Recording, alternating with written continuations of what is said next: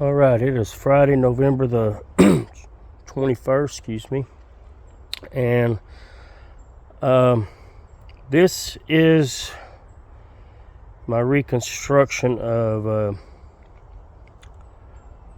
hardwood cutting bed where I'm rooting hardwood cuttings of different landscape plants over the winter. And all this is I had a bunch of bee boxes that are not real great use, and so temporarily I just stuck in my hair. There's 2 rows of 7 for a total of 14. Excuse me. Now for doing this kind of propagation, I usually like to use coarse sand, and that's what all these boxes should have in them. However, not having that right now and the funds not being available right now, I'm using this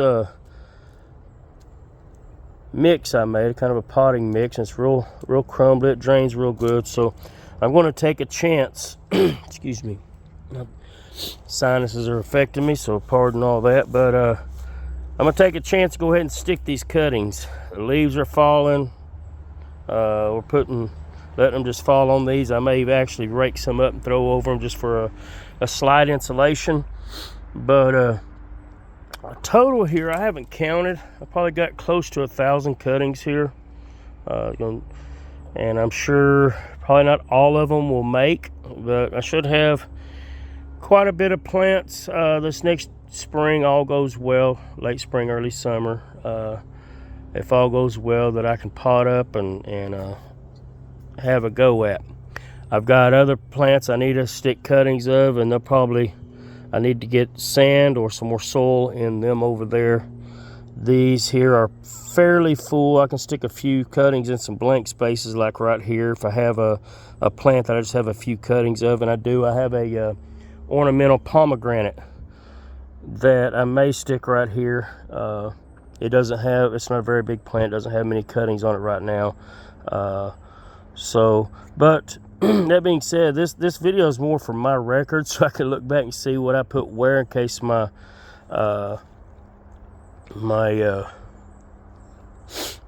markings wear off, and they will. I've got some permanent marker rolled on into some of these, which is not permanent actually. Permanent marker is the worst thing to use outside. It will deteriorate quickly. So anyway, so this video is my record keeping.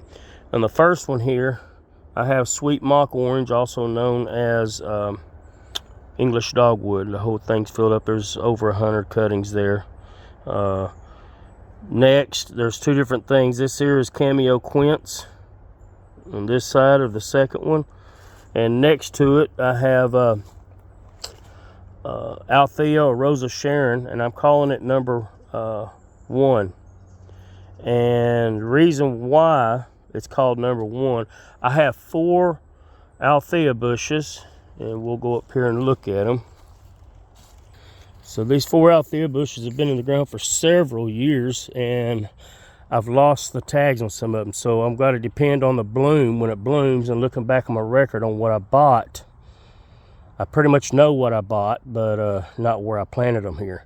So starting up on this, they're running east and west. That's east down there and west up here. So the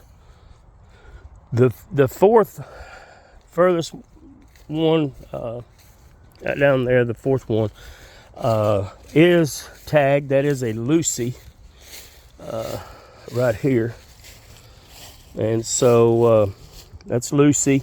And then starting next to Lucy and headed west, I'm numbering them right now 1, 2, and 3. So when you hear me say this is Althea 1 or 2 or 3, that's what they'll be. And also for me to remember. So let's go back over here to the cutting bed. Okay, so being number 1 Althea, you can tell how clean that is. I just stuck them a little while ago. I've stuck all these in the last 3 or 4 days, just doing a little bit per day. Next we have in this box a small row here of golden rain tree cuttings, and next to that in the same box we have Compson's Forsythia, also known as Korean Forsythia. And now on this one, we have cuttings of, I just stuck this whole box today, wintergreen boxwood. And next to the wintergreen boxwood, we have the number 2 Althea. Again, way over 100 cuttings there.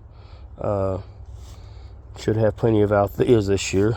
Also Rosa Sharon, what they're called. Here we have half of this box is took up with Shoal Creek Vitex, also called Chase Tree, or among other various names. Very nice pollinator attracting plant. And next to the Vitex, we have the Lucy Althea, which is about half the box here. This box is got, well, it's a little over 3/4 full with purple French flower, Chinese French flower, also called Loropetalum. I'll have to look and see if I can find the tag to the specific variety. But for right now, there's generically Loropetalum, Chinese French flower. They're not a dwarfing variety. They're a standard variety. And then the last box is completely full of Kaleidoscope Abelia, and I really like that little plant. Really, really nice. I love the Abelias. So, but anyways, there you go. That's 1, 2, 3, 4, 5, 6, 7, 8, 9, 10. That's 11 varieties of plant, and probably somewhere around 1,000 cuttings. If I can get 90% germination, it'd still be nice. I've got some other plants I need to get cuttings on, and so I got to get these boxes rigged up. I just want to show, these are some plants, and here's how you can make some money or whatever, or make more plants for yourself. I bought these at a discount, being it's this late in the year. Nursery was moving locations, so selling a bunch of stuff pretty cheap. I got all 3 of these 3-gallon pots of plants here for about $16, very cheap. And so this is an August Beauty Gardenia.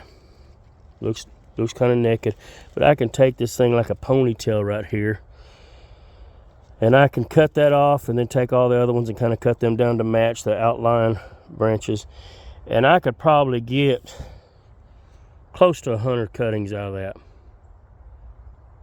I'm just guesstimating. And this is a Lady Banks rose, and it's got, I can take quite a few cuttings. I could probably get 50 to 80 cuttings off of this and still have, chopping them down like this, what it's going to do is going to help me. They're going to bush out next year. I'll put the main plants in the ground as part of my landscape, and then they will be mother plants for me for continuous propagation off of them. And so my last one here is lemongrass. Now what I'm going to do with this one to propagate it is I'll probably do it inside my greenhouse over there. I'll knock all the dirt off of this. I'll separate each individual little plant root system. There's probably 15, maybe 12, 15, just off the top of my head, little individual stems down that's going to have roots on them. I'll snap off the roots and plant them. And then at the bottom of the grass stalk, right above the root, if I leave enough, I'll be able to plant that. I'll take all this greenery off and it'll go in the mulch pile. And so each one of the stems in here that has a separate root will actually give me 2 more plants. And so that'll get my start on that. And I'll plant some of that this coming year for mother plants for propagating off of in the future. It's the only lemongrass I have. And yeah, it's a good way to do it. Here's my little pomegranate I was talking about. So I can take some of these long. Most of this grew this year, so it's good for propagating. And let's see, I can probably get 20, 25, maybe even more cuttings out of these 3 main growth branches and some of these smaller ones around here. Rooting them. Pomegranate roots very easily. And then next year this thing will just bush out and be nice. So anyways, I've got some more forsythias. Let me show you this Cumson forsythia. I mentioned it over there a while ago in and like I said, this video is mainly for my record keeping, but for some of you that like watching my stuff, this is what a Cumson forsythia, the leaves look like. Very, very awesome looking plant.